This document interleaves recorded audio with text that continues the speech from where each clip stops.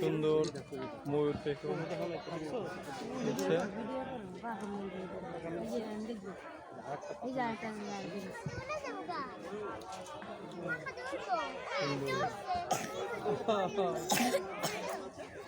পুরুষগুলো কিন্তু এরকম করে, পুরুষগুলো এরকম দেখুন নাচতে পারে।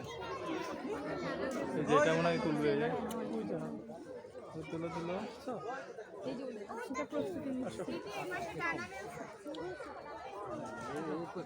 সুন্দর।